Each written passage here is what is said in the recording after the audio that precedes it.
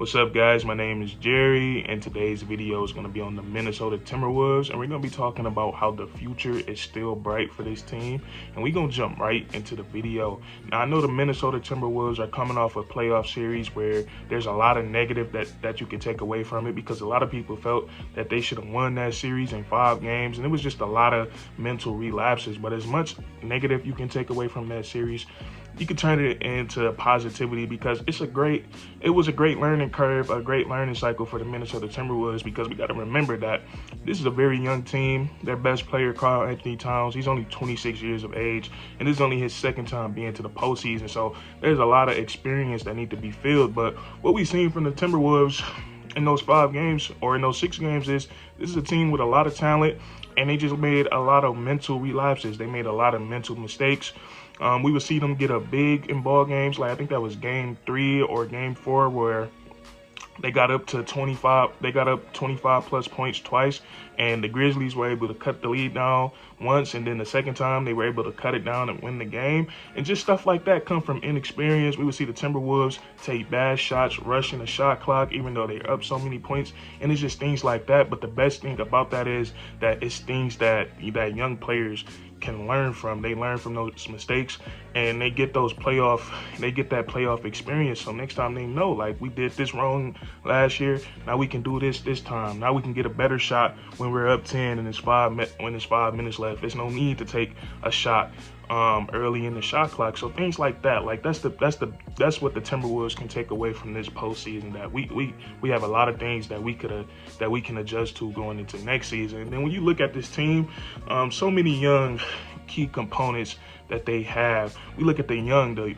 guys on their team. We look at a guy like Anthony Edwards, who is just 20 years of age, and this is his second year in the playoffs. And when you think about Anthony Edwards, this is a man that can't even buy alcohol legally yet. And if you was watching him out there on the court, you wouldn't think that, because his game is so mature and his confidence level is out of this world. Because in the play-in tournament, this is a guy that's calling ISOs on Paul George, and then he went and got a bucket. And for that, Paul George is a well-known defender in his league, a great defender, considered one of the best defenders in the NBA. And for a 20-year-old in his second year in the NBA to be calling ISOs on him, that just speaks a lot for his game. But I think Anthony Edwards, I think he has the potential to be a future superstar in this league. And when you look at his game, he has a prototypical NBA game. They say he grew to he was 6'5" when he came into the NBA, and he grew to be 6'6" coming into this season.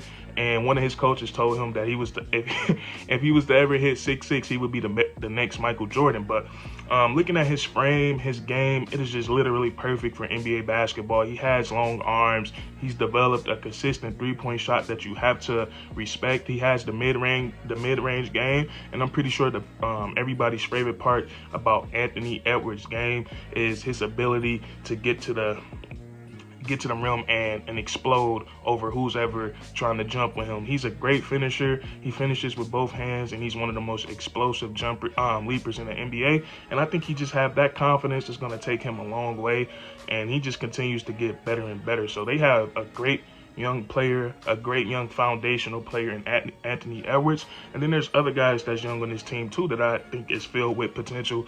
And I think the other young guy on this team that has incredible potential is Jaden McDaniels, and he just has all the intangibles. He has the size, he has the height, he has the length, and that's my favorite part about him. He's a tall, mobile guy that can guard multiple defenders. And then on the offensive side of the ball, he can hit open threes, he can put himself in the dunker position and get easy dunks. He's great in transition. And something that I heard from Patrick Beverley and Jaden McDaniels, they're supposed to be working with Kawhi Leonard in the offseason. And I think for a guy like Jaden McDaniels, that's going to be perfect for him. And when you look at Kawhi Leonard's game, he isn't the flashiest. He doesn't hit you with a range of dribble moves, but he's Mr. Fundamental. And I used to always say this about Kawhi Leonard. He's the small forward version of Tim Duncan. It's just all fundamentals, and it's hard to stop. So I think Jaden McDaniels, working with a guy like that, if he can learn some post moves, get his mid-range game better, get his triple threat moves better, and just become an all-around better fundamental basketball player, it will take his game a long way. So that's really exciting for the Minnesota Timberwolves, that they have a possibility of working Jaden McDaniels out with Kawhi Leonard this upcoming offseason. Then you have guys like Jaren Vanderbilt, who also just has raw talent, has a knack for grabbing rebounds at his being a smaller big man in this league, playing the forward position. He's a great rebounder. He can also guard multiple positions. I love Jalen Noel. I think he has a lot of room to grow. Nas Reed, all these guys, the Minnesota Timberwolves, they have a lot of young guys. And then when we look at some of their best players on their team, we look at a guy like KarlAnthony Towns. It feels like he's been in the league forever, but he's only 26 years of age. So their best player, Cat, who puts up 25 plus, who puts up 10 plus religiously, he haven't even hit his prime yet. And my thing about KarlAnthony Towns, we've seen how dangerous he can be if he's 100% locked in. We've seen it in the series against the Memphis Grizzlies. Whenever he had a bad game and he would come back focused, he would have a great game where he would look like a top 3 center in this league. And that's my thing about Cat. If he's locked in and he's focused and he's playing the right way every basketball game, I think he could be in that conversation with Nikola Jokic and Joel Embiid. We seen him just a couple of weeks before the play-in started. He went out and got 60. So he has that ability hidden in him. And I think it's just up to Cat. It's up to how he's feeling that night. And if he can find that feeling and bring it into every ball game, he can be one of the best players in the NBA. But when you have a guy like Cat going forward, he's only 26 years of age. He's going to be good in this league for a very long time. And we all know his game. I have the best three-point shooting percentage as a big man in NBA history. I believe he won the three-point shooting contest as a big man. And then that's not where his game stops. He has great post moves. He can go to work on anybody down there in the post, and then he can also put the ball on the floor and finish at the rim with both hands. And then also they got DAngelo Russell, who he's another guy. Feel like he's been around forever. We done seen him on a bunch of different teams, and he's been in the news for good things and bad things. So I just feel like D'Lo has been around for a long time too, but he hasn't hit his prime either when it comes to age. He's still relatively young in his league, and he did a great job of running the show this season. They don't need him to score 25 plus per games, maybe somewhere between 15 or 16, because Ant-Man and Cat, those guys are great scorers. But I think DAngelo Russell is one of the best floor generals in the NBA, and he does a great job of running the show when it comes to the pick and roll. And then my favorite time to watch DAngelo Russell is in transition.